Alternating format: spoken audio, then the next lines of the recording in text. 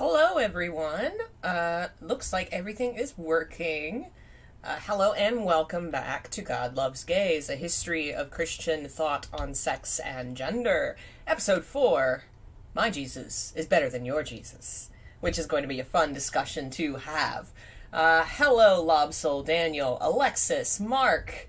I also want Bayonetta 3. Jeff, Ghost, Natasha. Ghost wants to know about the background music. That is free music from YouTube. I'll have to look up what it's called, but it should tell you in the description. According to YouTube, it's supposed to do that, but who knows if it actually does. So today we are going to continue our discussion of the very early years of Christianity.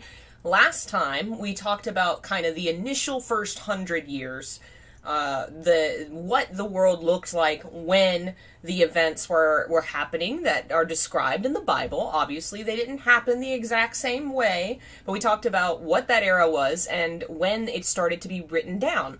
The fact that there was this big war. Aw, thank you, Queen of Madness.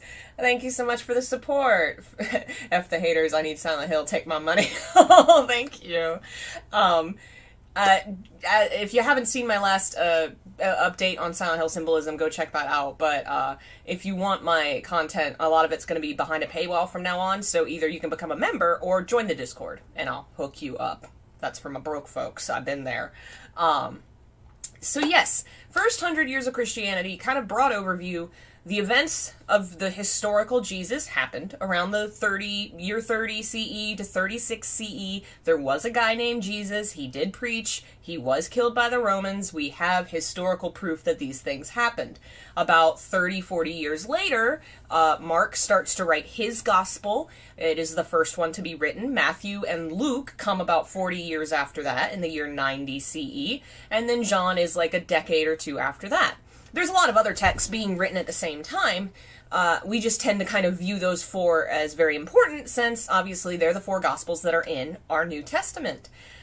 Why are they the four Gospels in our New Testament? And were there other Gospels that were out there just being written and read by other Christians? Yes, there were.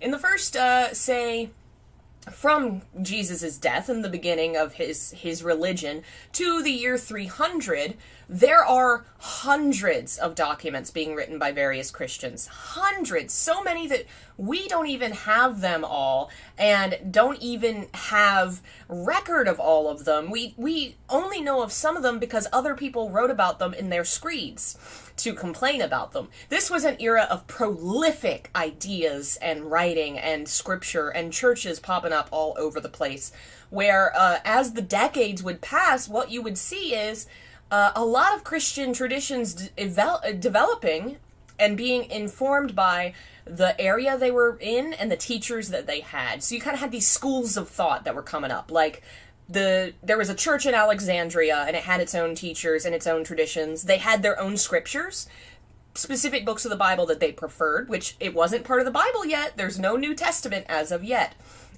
You had the ones that were in the Israel and the Middle East, people that were in Rome and Greece. You had all these kind of cliques developing, and specific groups would have specific gospels that they preferred. Like, this group says Mark's the true gospel. This group says Luke's the true gospel. There's no text other than the Hebrew Bible that is the Christian text yet. Hello, Salah, and other folks popping in. Yeshua HaMashiach, not Jesus Christ. I'll call him Jesus just because that's, like, most people nowadays, that's the name they grew up with. There's a lot of terms in history and stuff that obviously in the origins of it, that's not what they were called. You know, that's not who it was. Like, the Gospel of Mark was not written by Mark, but that's how people know it. So when it comes to teaching it, it's easier to use the terms people will recognize and then tell them about the terms they wouldn't know. So this first 300 years, everybody's developing their own churches, their own ideas of Christ. Everybody has their own texts. A lot of people are writing about Jesus and what they thought happened and what they believed about his mission. And you had a lot of other people disagreeing with what various other groups were doing. And you develop basically two different categories. What nowadays we call Orthodox, and what you could maybe call heretical, because it's not always Gnostic, but often it's called Gnostic. This is not two categories that everybody fits into. It's more of a line. You're either kind of leaning more towards Orthodox or more towards this way, and every group was very unique. But there were these very, very distinct kind of categories you could put the groups in based on their core ideas. Who is allowed to teach and talk about God? What is God? What is Jesus? And what is our mission on earth? What are we supposed to do? And over the 300 years that we see Christianity evolving, you see the church and various groups kind of dividing into two different ways.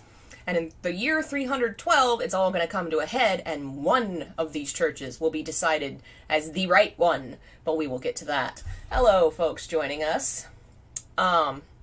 So we're still in the era of Rome and the Roman Empire, and they are in charge. We talked last time some about Christian martyrs. Akatsuki actually pointed out that the Christian martyr thing was really kind of overplayed.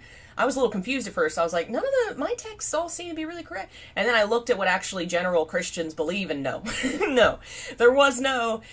Rome was not... It was not illegal to be a Christian. You were not, like, hiding in the catacombs and fleeing for your life if you were a Christian. No. But you weren't liked. And there are a lot of various historical events that show, from the Roman point of view, that they were an unliked minority. And it was a dangerous position to be in, and you could get killed pretty easily. If you were arrested for something and you were a Christian, more often than not, you would just get killed. Not necessarily because they thought you did something wrong, but it's like, oh, well, that's a Christian. We don't care. There were some riots. A very famous martyr called Polycarp, who was a famous theologian very early on, was caught up in a riot. I think he was burned naked at the stake. His student went on to become a leader of their church because, like, two other dudes eventually got murdered, and he was the last one standing, and he was something like 17 years old. I believe this was St. Irenaeus. It was pretty bad if you were vocal about your beliefs. If you were trying to preach, you were kind of in a bad position, because preachers often, if somebody didn't like that their daughter was being taught this Christian nonsense, then they might bring up the teacher on some charges and get in trouble. There was actually a preacher who ended up getting killed in the Colosseum, I believe, because his enemy, a Greek philosopher, didn't like him and basically brought trumped up charges against him. So it wasn't really that you were being persecuted or hunted down, but you weren't really protected, and it was really easy to fall through the cracks of society, for other people to dislike you, especially, Romans thought that they were just superstitious idiots. There's a lot of letters written between Roman government officials talking about how, oh, those Christians are so foolish and uneducated. Oh, you should just kill them. Oh, if you were a citizen and you were a Christian, you would be beheaded. But if you were a non-citizen, those are the folks that got sent to the Colosseums. And sometimes when they just needed, entertainment for holidays, and, it was cheaper to just throw some Christians in a Colosseum than it was to hire gladiators. So let's just put a lion in the Colosseum with some Christians, and that'll be fun. Let's watch that.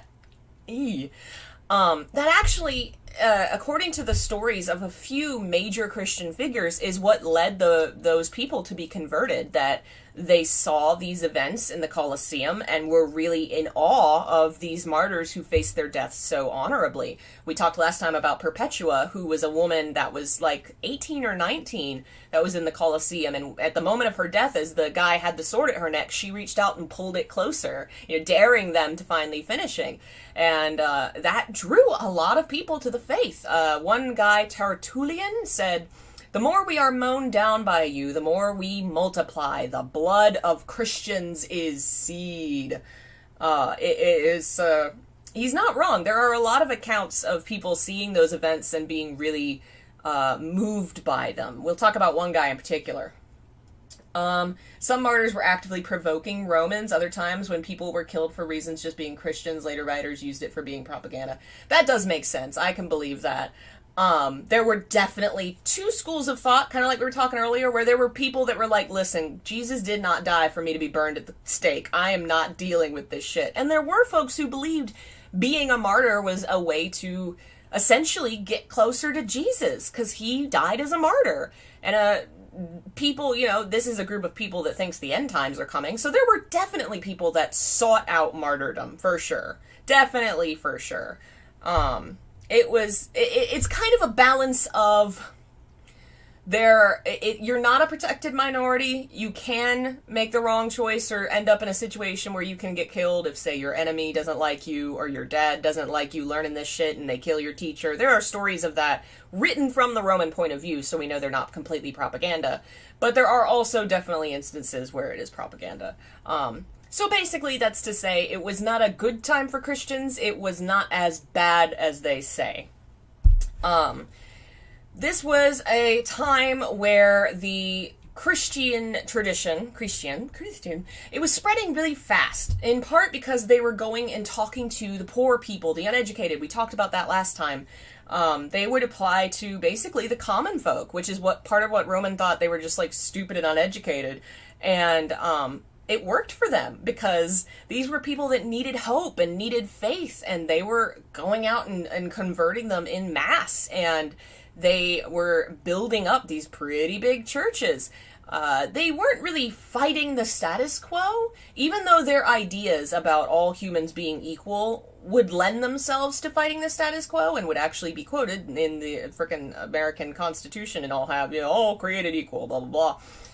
They didn't really think it was going to happen in this life. They were thinking it was going to happen in God's kingdom, in the next life. So they were not trying to, tear down the Roman imperialism. They weren't fighting the man. They were just kind of preaching what they believed was going to come next. Alright, so we're going to talk about a couple people we didn't talk about last time, including Justin the philosopher, who is going to have a very interesting effect on Christianity, kind of by accident, it almost feels like. He was one of those men that was in the Colosseums watching the people being killed and the Christians standing up for their faith, and was really moved by these people. He had spent most of his life looking for God, basically, looking for the right school of thought that would get him to that next level. He went through the Stoics, he went through the Plato school of thought, he went through all these different Greek philosophers and never really felt like they had it. They never really got it for him. He had this belief that the human mind by itself can't grasp the ultimate. There's got to be something, like a way to understand it through a religion or a philosophy, and he hadn't found it. But when he saw these Christians facing death fearlessly, like mocking death, being so strong in the face of all this danger, he was like, well, clearly they've found it. They have to have found the real faith. Okay, one real quick question. Did Druids rule the old pagan ways? Okay, so pagan is kind of a very big general term for a lot of different things, but Druids are going to be way up north. The Romans and the Druids did come into contact and fight quite a bit, but they're going to be more like France, England, Scotland, Ireland. They will not become part of the Christian story for a little while, but they will eventually. Hello, folks jumping in. Welcome. Roswell, Indigo, Gohan, Harlem, thank you for joining us. Yeah, so that Druids and Celtic stuff does come into Christian history and some Roman conflict eventually, but it's not something we will possibly... I don't know that we're going to have time to touch on all that. It's really fascinating. Ireland is one of the main countries where their old pagan traditions still kind of survive because they allowed Christianity to absorb them. Sort of like they kind of fused the two together, whereas in other places Christianity kind of destroyed the pagan traditions that were there. We'll get to it if we have time. So, Justin the philosopher. He went through all these schools of thought, they never worked for him, and then he found Jesus. He found the Christian faith. It was really this idea that he felt like they had tapped into a power source, into a source of God that gave them this strength. And that meant they had found the real God. And because he felt like they had the real God, that must mean the gods he grew up with were false. He had formerly been a, Roman citizen, worshipping the Roman gods, and being shown that the Christians had such faith and such power, and also seeing that his own, the Roman world was full of a lot of corruption, a lot of bad politics, he felt like, well, obviously the answer must be, our gods are the evil gods. He would go on to write a lot of stories, or not stories really, but like his thoughts on this subject, essentially discussing how the stories of the Bible that discuss fallen angels and demons are actually talking about Greek and Roman gods. The idea that the worshipping the emperor of Rome was something that was perpetrated by demons, that in fact behind the scenes of the Roman Empire, the fallen gods, the fallen angels, are trying to turn humanity away from God. And that's why the Roman Empire is so corrupt. That's why worshipping those gods is so evil and terrible. That's why we all need Christ and God. A really kind of paranoid way of looking at another religion, but what it does is it continues a very old tradition of turning your enemies' gods into demons. The Bible's been doing it for ages, but he did it in the modern sense with all the Greek and Roman stuff, and he started, in essence, Christian demonology. I actually think I do have a picture here. Yeah, nope, that's Polycarp. That's the guy they burned. Poor fella. That is out of order. I think that's our dude. That's our dude writing about demons. But he came up with demonology, all from this idea that the world he lived in felt like such, how he described it, a demonic inversion of justice. He felt like the good people were dying and the bad people were ruling, so it must mean that, the gods that the people in power are worshipping are actually evil gods. Kind of associating real-world conflicts with spiritual conflicts. One of the stories that he discusses is the story of the Watchers, which is in the Bible in the early Genesis. This idea that some of the angels of God saw human women and liked them, and they had sex, and that's where all these, giant monster, heroes from the past all came from, the Nephilim. And in his story, he says, well, those are where the demons came from. Obviously, the fallen angels are the evil gods, and then the demons that cause trouble are all those children of men and angels, all of that. So yeah, that is Justin and the idea of demonology. Now, we kind of talked about a little bit about this 300-year period, you're starting to see different churches pop up. A lot of people are converting. Everybody's got their own ideas of what the right kind of Jesus and right kind of school of thought is. Nobody's really solidified it yet. There's not one universal church, even though everybody and their brother's trying to argue that their church is the universal church. They're all trying, but it's not happening. While all this is happening, let's talk about the view of sex at this time period, because it's going to go under a little bit of a transformation. In the early years, we talked last time about how chastity was a really major thing, because there was this sense of urgency that the end times were coming. It felt like the world was ending. So if the world's ending, then it's not that important to get married and have kids, because the world's going to end. So, chop chop, it is time to get on board with Jesus and forget about getting married or having sex or having babies. So the first, say, 50, 100 years was really heavily focused not on procreating, but on preaching, on becoming a member of this community. You didn't have to get married. There wasn't an expectation to have kids. In fact, it was believed to be more holy and divine and more like God to not have sex at all or have kids at all. It wasn't necessarily considered evil to have. There were quite a few married couples that were preaching and teaching together, but it was preferred. It was considered good to just not deal with that shit. We have too much stuff happening. Unfortunately, 100, 200 years pass, people start looking around going,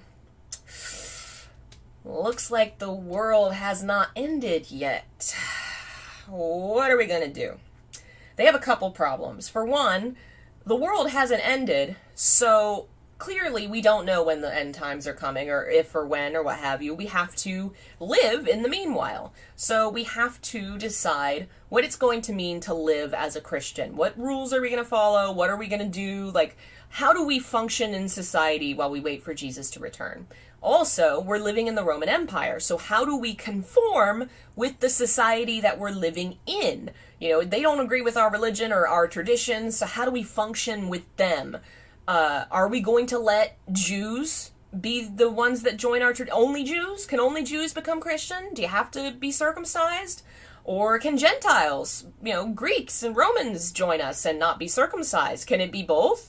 What are we going to do there? Are we still going to follow the rules about what kind of food you're supposed to eat or what kind of clothes you're supposed to wear? Like, all of these decisions had to be made.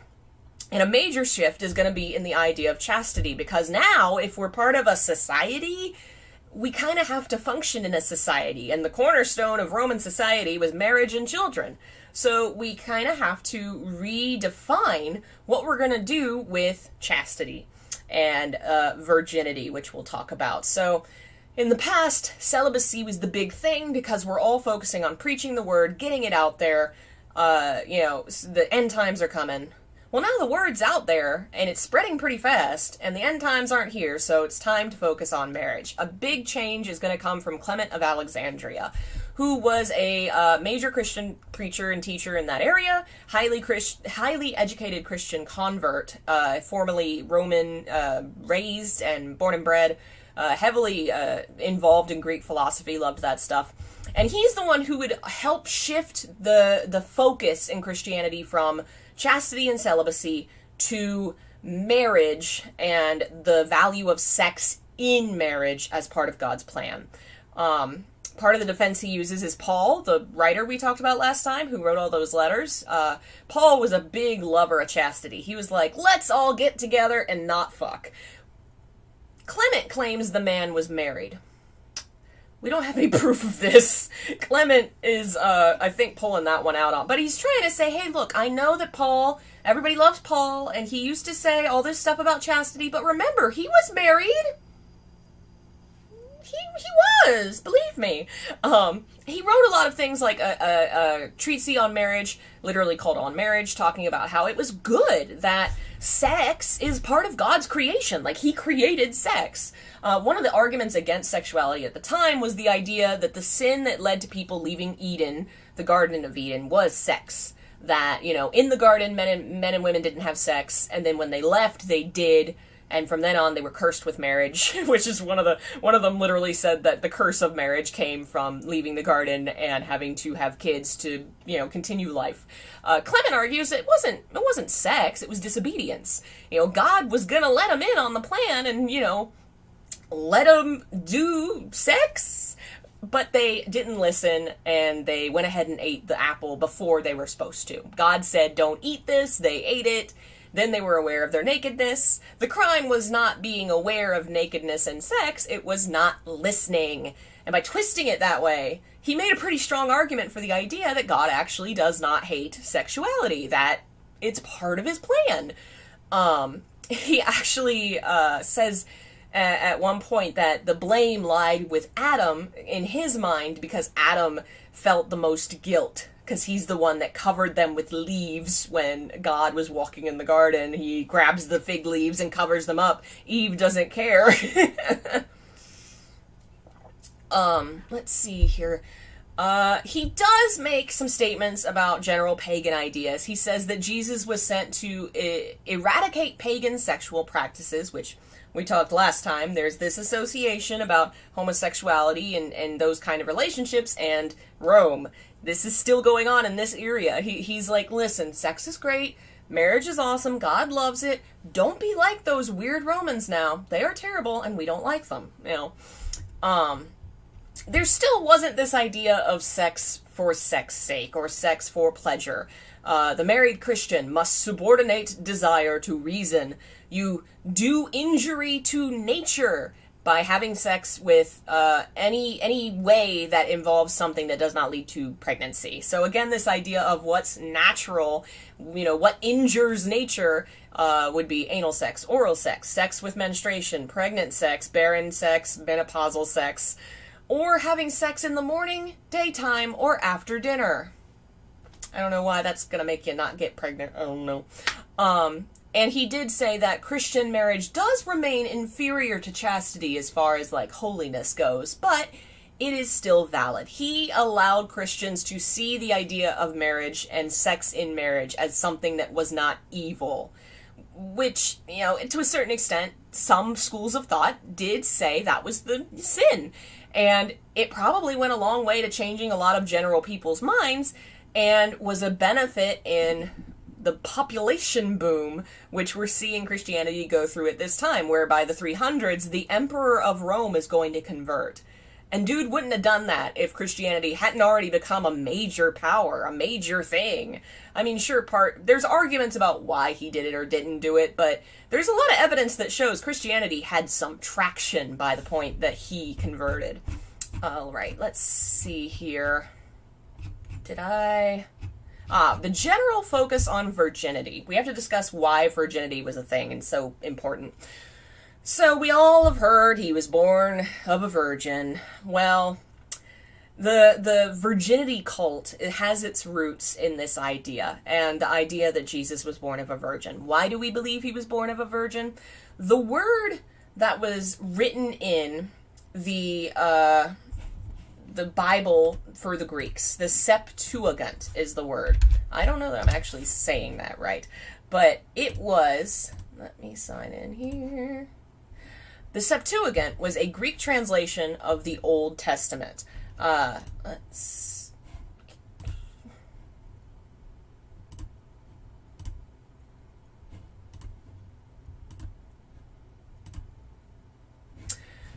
need to fix that new auto moderator. It'll be fixed next time. So, the Septuagint is a Greek translation of the Hebrew Bible. So we're taking the Hebrew language and putting it in Greek. When we translate the word young woman from the Hebrew Bible, the word alma, that is translated to parthenos in Greek, which means young virgin. Now you might be wondering, why does that matter?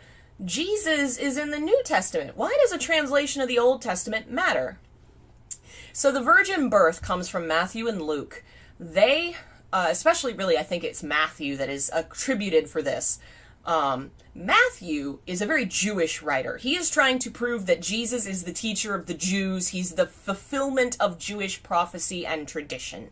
So he's trying to go back to the Old Testament and look for places where the Old Testament is hinting at a Messiah, at someone coming to rescue the Jews, looking for prophecies, and then writing into his gospel ways that show Jesus is the fulfillment of those prophecies. He will literally quote Isaiah and other traditions at various points and say, this is why this happened. Isaiah said so, blah, blah, blah.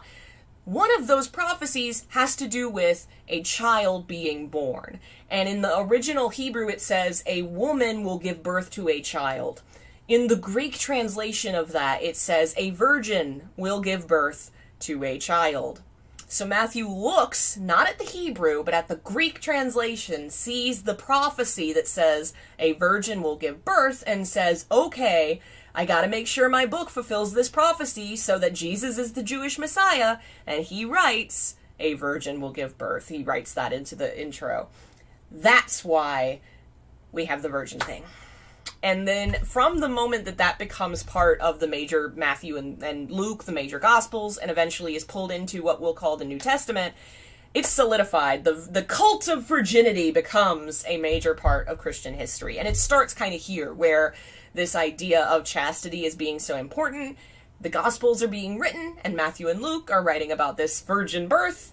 The idea of virginity as something very holy will start to develop from there. Oh, hey, Bad Wrong Fun. I'm glad you're enjoying it. All right, so what is the actual church that's developing? There's not really a church system yet. It's being hammered out by hand. You have people walking from place to place, spreading the gospel, spreading the word, writing letters to one another. Various teachers are kind of connecting and making contact with one another. People that agree and disagree are writing back and forth and writing against each other or for each other. You know, we got all these kind of people kind of arguing over ancient Twitter about what it is to be a follower of Jesus. Depending on what group you came from, your church looked different. Jewish groups, or groups that were mostly Jewish converts, tended to look like the synagogue system, which is what Jews used with the synagogue. They had a church system kind of led by a group of elders, and the elders in Greek were presbyteroi. Presbyterian, eventually kind of come from that. But later that word will be translated as priests. Greek groups tended to meet in people's houses. There would be like a rich person that sponsored the group, often the preacher or the teacher, because rich folks knew how to read and write, and so they knew shit. They would run it with their household, so it would be run with servants and overseers. The servants were diakones, which became deacons, and the overseers were episkopos, which became bishops. You see, one's kind of looking a little more Catholic and one's looking a little more not Catholic. Some of those words are going to pass down and be used later. But of course, the leaders in these various churches wanted to actually hammer out and have a universal idea of what we're teaching, what's going on, what is Jesus, who is Jesus, what are we doing?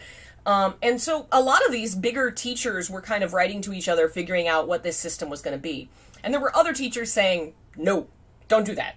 Most famously, Valentinus was a leader of a major Gnostic sect. And he, to this day, we really don't know who he was or what he wrote, because it didn't survive. All we know is his enemies writing about him and how wrong he is, because they didn't like him, and eventually their schools of thought won over and replaced him, threw his stuff out. Burned this crap. We only have some of these documents because of people in the past taking and saving it and hiding it somewhere when all these church fathers were burning things. And we'll get to why. So for the first few centuries, this kind of system is slowly developing with major figures fighting one another until 312, when Emperor Constantine converts. Emperor Constantine is ruling Rome. He does a pretty good job of very slowly converting to Christianity and helping that religion to replace the religion of the empire, which is kind of amazing. Imagine a freaking, a pagan taking over America and changing the religion. That's amazing. But what he did that affected Christianity in general, the ideas of Christianity, is he put in rewards and punishments for ideas he liked and didn't like. Ideas that he liked, those preachers would get tax breaks. They would get money to buy their churches. They got a lot of benefits. The ones that he didn't like got penalized, they got taxed, they got punished, and so within like 100 years of Rome being this way, you eventually start to see the heretical ideas go away and the Catholic Church come forward. So this system that they kind of had dug out in the, 100 years, 200 years after Jesus, with everybody fighting and yelling and discussing what's going on, writing and spreading these texts everywhere, very many different versions of the texts everywhere, comes to a head with Constantine deciding, well, this is what we're going to do, and this is why, and this is who we're going to support. They end up having the Nicene, what's it called? Big meeting where they discuss, okay, well, how are the churches going to look? What are the books going to be? All this stuff. I think I had a picture of, I think that's Clement. I'm really bad at remembering to switch through these pictures. That's probably Clement. They, eventually, by the time that Constantine is done, like, we have the roots of a modern Catholic Christian tradition. We still know about some of the Gnostic traditions and their texts because of these, like, saved documents. You've heard of the Dead Sea Scrolls. Somebody put, like, 11 different containers of scrolls and hid them in some caves so that they wouldn't get destroyed. There was the Gospel of Mary was found in, like, the late 1800s somewhere in the Middle East. So we found little hideaways of these heretical ideas so that we now know what it was that they got rid of and can kind of get an idea of why certain ideas were popular and some weren't. Gnostics were in a lot of ways very similar to what you might imagine Buddhism to be, where it was a very personal spiritual experience. They had this idea that God is present in all of us. There is the divine in all of us. Orthodox Christianity says there is a separation between man and God. You cannot reach God on your own. Only the church can help you reach God, because we have fallen from grace. We cannot reach God. Gnostics would say that's not true. All of us have the potential for religious realization within us. Different traditions varied on whether, like, how they saw the universe. Many of them saw the universe was, like, tainted, that it was fallen. Some would go further and say that the Hebrew God and that God from the Old Testament was actually an evil God. Not all of them did that, but some more extreme groups did. There was a lot more freedom in people. In general, anybody could teach. Anybody was allowed to baptize, exorcise, cure, prophesize, because everybody has some divine in them. Everybody has God in them. Everybody is equal. In the Orthodox tradition, depending, again, these churches varied, but there was a lot less of this idea that anybody could preach. Especially certain groups would not let women preach, even in the early days.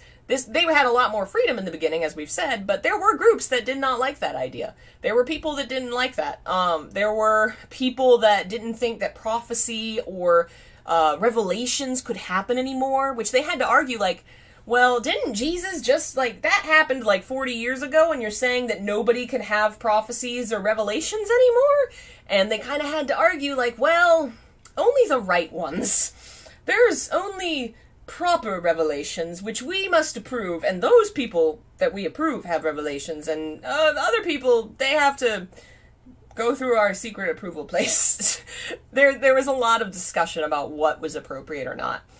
One of the reasons that Gnosticism didn't succeed the way that traditional did, it isn't necessarily just the fact that the church kept ideas that supported having a church. If you can get personal revelation and connection with God by yourself, then you don't need a church, and then church falls away. Also, it was the idea that Gnosticism had a secret society aspect to a lot of it. There were a lot of groups that were literally secret societies. Like, any Christian to become Christian gets baptized. But then there were other secret special groups where you could get baptized for a second time. And we have the secret knowledge and the deep mysteries. Like, they were literally like secret societies. And, some major Christian fathers were really concerned about this, because you're basically creating a division between Christians and real Christians, where the secret society, only if you're in our secret fun clubhouse are you really following Christianity and God. And so these traditions that followed that idea were dividing the groups and creating divisions at a time when Christianity needed to come together because they were, a minority group in a pretty violent empire. So around the time of Constantine, when he makes these decisions, the secret societies and stuff are all out. Now, he supports the universal church idea because, one, it's pretty great to have control and have a church that controls what people think and say and what we can say, and it can support my rule, and, there's political reasons for why they would do that. And it makes sense that they would kind of fall away from personal revelation and spirituality. Unfortunately, it also means they fall away from the freedom of women being able to preach, the poor being able to preach, anybody being able to preach. They move away from the secret society stuff, which I think honestly is probably good. But they move away from the divine being within us because they need that separation. So they say, the divine can only be reached in church. The divine can only be reached through your bishop and your priest. So unfortunately, that means there's this feeling that on your own you can't reach Christ. Also, another thing that Gnosticism tended to like better than Orthodox was interpreting the Bible as symbolic and metaphorical, not literal history. They saw them as stories meant to teach and would do a lot of what really modern teachers do is interpret and discuss what the stories could mean in a moral, mythical sense, whereas Orthodox Christianity said, no, this is literal truth, literal history that we teach you. You have to come to church and learn. Gnosticism might say God's not a literal person in the sky, like God is a feeling, God is a sense, God is the divine within us, and then Orthodox is like, no, God is God. God's a dude up in the house. If you listen to us and come to our church and do cool shit, you can go hang out with him. You can see why a lot of the ideas that succeeded were easier to mold to a system that would control and influence the populace. And from a political standpoint, that's what an emperor wants.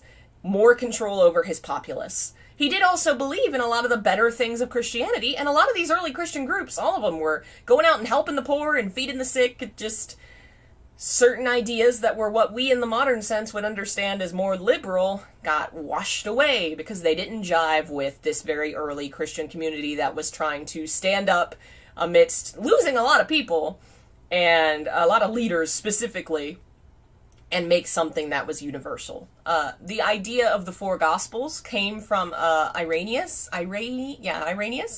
the guy that was like 17 when he became a church leader because two of his teachers died, and he was like, I guess I'm in charge. And he was the one that first came up with the idea that said, the universe has four winds, the world has north, south, east, west, we should have four Bibles, four cornerstones to, not four Bibles, four Gospels. That's where Matthew, Mark, Luke, and John came from. Makes a lot of sense. Mark's like the oldest, probably we think truest, the closest that we'll probably ever get to a biography of Jesus. Matthew and Luke were both written based on Mark, adding a lot of really beautiful like poetry and story aspects that are really fun.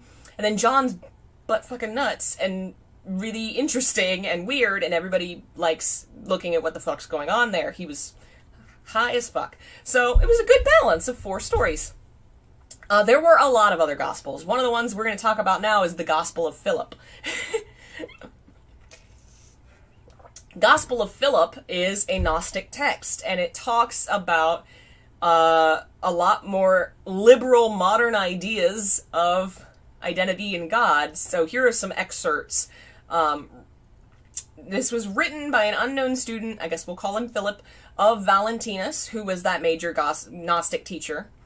He writes, "In the beginning, God created humanity, but now humanity creates God. That is the way it is in the world. Human beings invent gods and worship their creation. It would be more fitting for the gods to worship human beings. No act in itself is necessarily good or bad. Instead, the moral significance of any act depends upon the situation, intentions, and level of consciousness of the participants.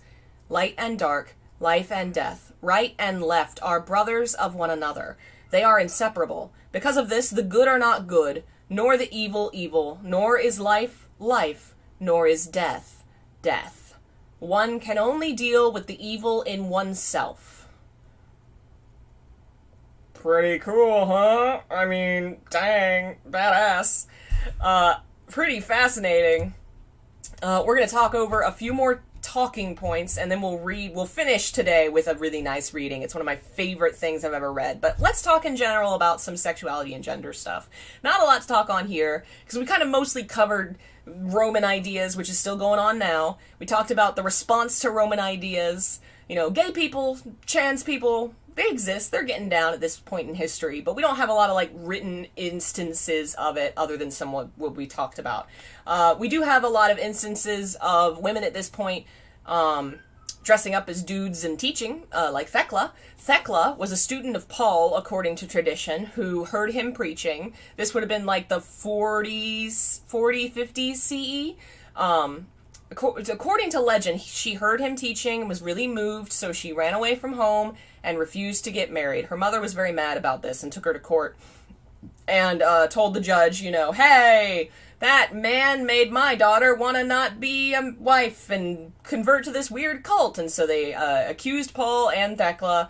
Paul was, I think, not stoned. He was beaten and thrown out of town.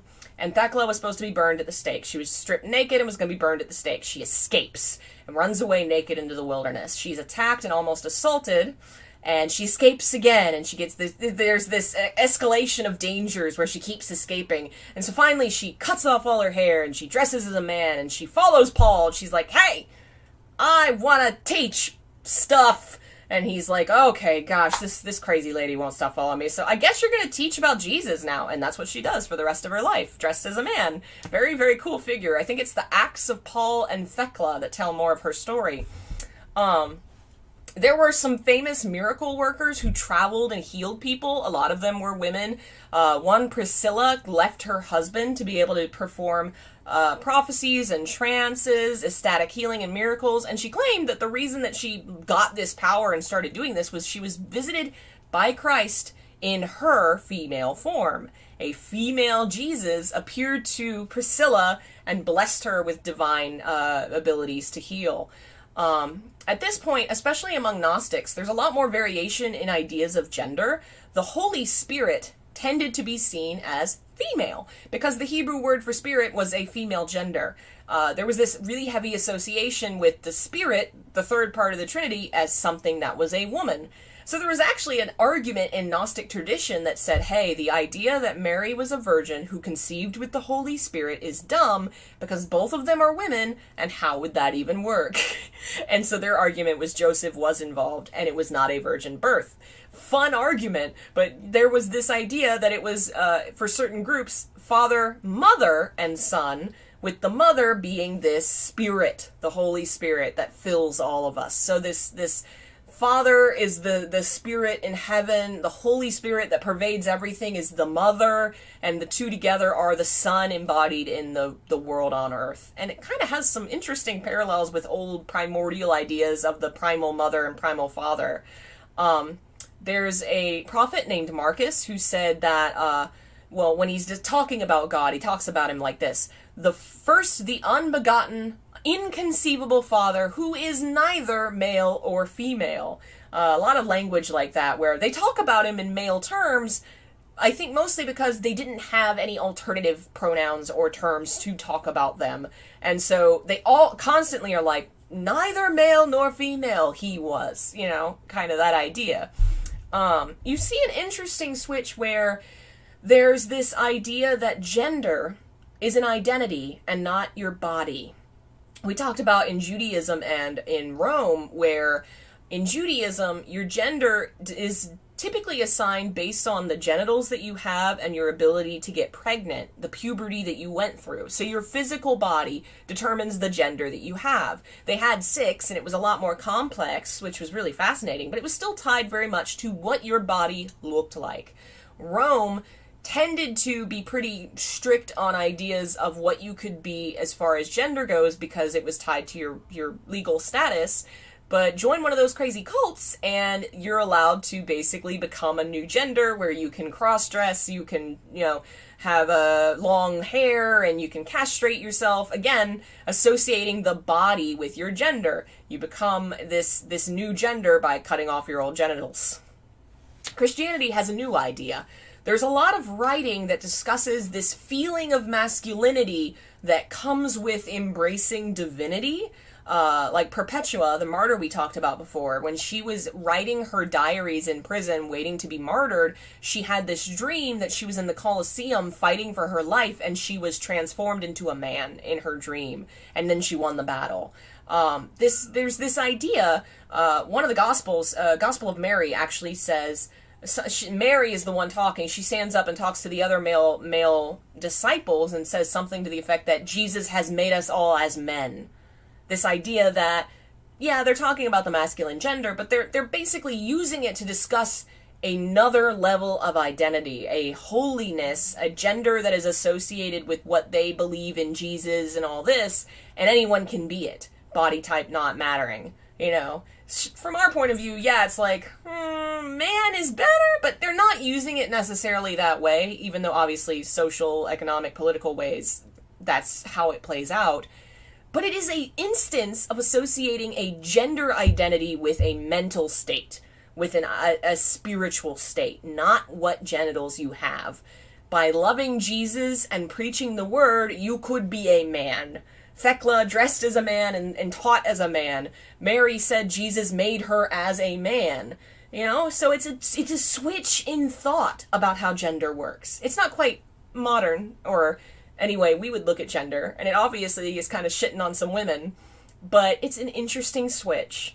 So to close up today, we are going to read an awesome poem that I absolutely love. It's one of my favorite Gnostic texts.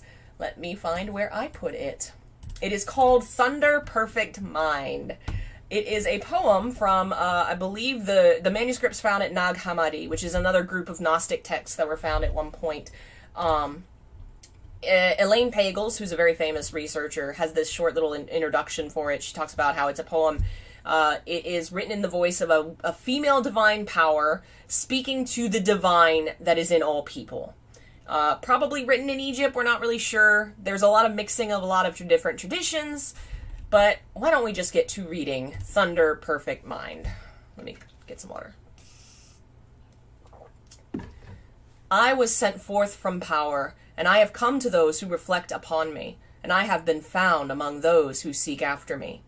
Look upon me, you who reflect upon me, and you hearers, hear me. You who are waiting for me, take me to yourselves, and do not banish me from your sight. And do not make your voice hate me, nor your hearing. Do not be ignorant of me anywhere or any time. Be on your guard. Do not be ignorant of me. For I am the first and the last. I am the honored one and the scorned one. I am the whore and the holy one. I am the wife and the virgin. I am the mother and the daughter. I am the members of my mother. I am the barren one, and many are her sons. I am she whose wedding is great, and I have not taken a husband. I am the midwife, and she who does not bear. I am the solace of my labor pains. I am the bride and the bridegroom, and it is my husband who begot me. I am the mother of my father, and the sister of my husband, and he is my offspring. I am the slave of him who prepared me. I am the ruler of my offspring.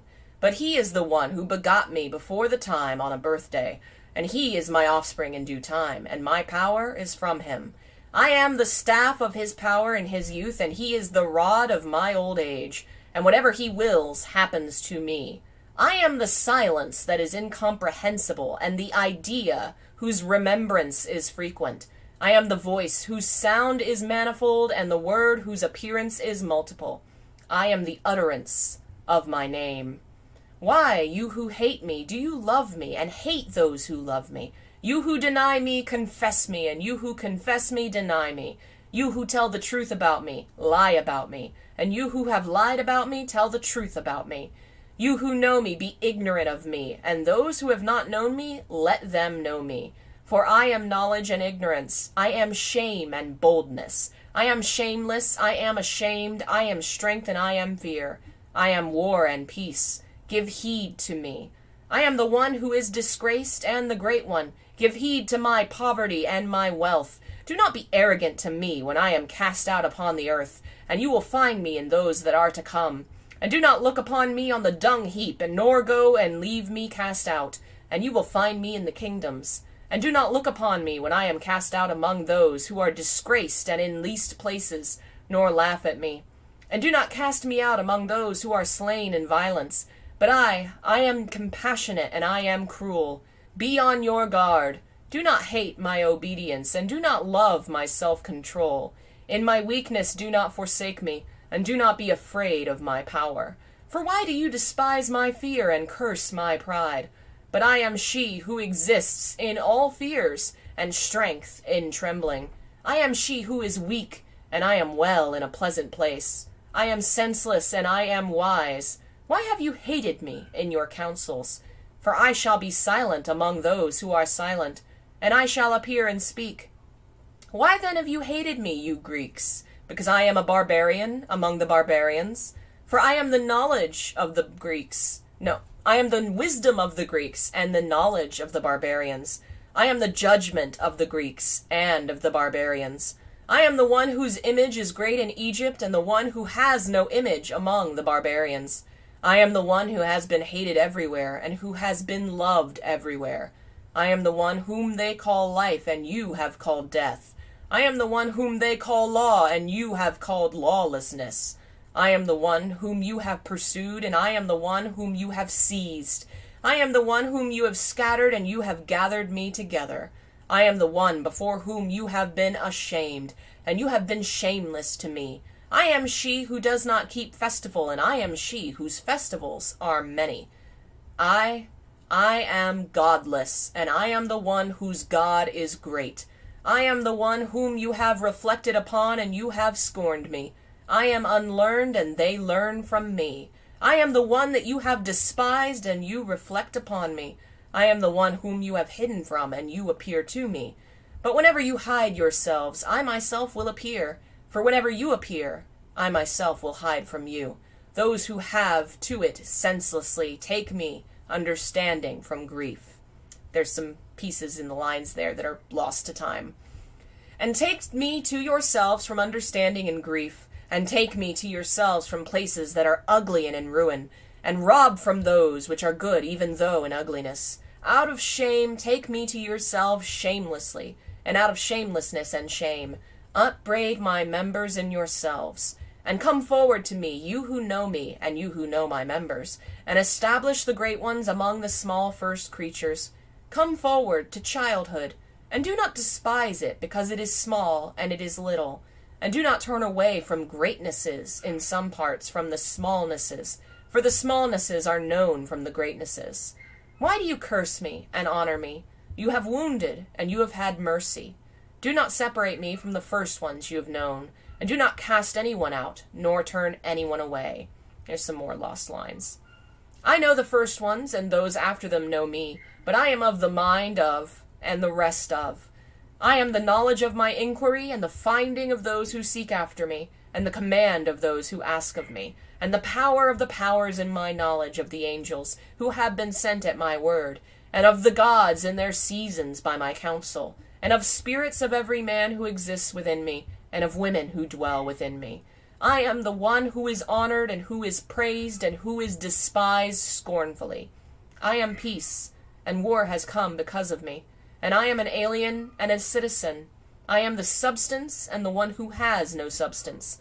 Those who are without association with me are ignorant of me, and those who are in my substance are the ones who know me. Those who are close to me have been ignorant of me, and those who are far away from me are the ones who have known me. On the day when I am close to you, you are far away from me, and on the day when I am far away from you, I am close to you. I am within. I am of the natures. I am of the creation of the spirits. I am control and the uncontrollable. I am the union and the dissolution. I am the abiding and I am the dissolution. I am the one below and they come up to me. I am the judgment and the acquittal. I am sinless and the root of sin derives from me. I am in lust in outward appearance and interior self-control exists within me. I am hearing, which is attainable to everyone, and the speech, which cannot be grasped. I am a mute who does not speak, and great is my multitude of words. Hear me in gentleness, and learn of me in roughness. I am she who cries out, and I am cast forth upon the face of the earth. I prepare the bread in my mind within. I am the knowledge of my name. I am the one who cries out, and I listen. More lines that are lost. You honor me, and you whisper against me. You who are vanquished, judge them who vanquish you before they give judgment against you, because the judge and partiality exist in you. If you are condemned by this one, who will acquit you? Or if you are acquitted by him, who will be able to detain you? For what is inside of you is what is outside of you, and the one who fashions you on the outside is the one who shaped the inside of you. And what you see outside of you, you see inside of you. It is visible, and it is your garment. Hear me, you hearers, and learn of my words, you who know me. I am the hearing that is attainable to everything. I am the speech that cannot be grasped. I am the name of the sound and the sound of the name. I am the sign of the letter and the designation of the division. A few more lines gone. And I will speak his name. Look then at his words and all the writings which have been completed. Give heed then, you hearers, and also the angels and those who have been sent, and you spirits who have arisen from the dead. For I am the one who alone exists, and I have no one who will judge me. For many are the pleasant forms which exist in numerous sins and inconsistencies and disgraceful passions and fleeting pleasures, which men embrace until they become sober, and go up to their resting place, and they will find me there, and they will live, and they will not die again. Damn. Is that not one of the most powerful things you've ever heard? Like, oh man, if this had been in one of our Bibles, this was written by a Gnostic Christian group. And it's so powerful. I mean, it basically is saying God is everyone, and it's in everything.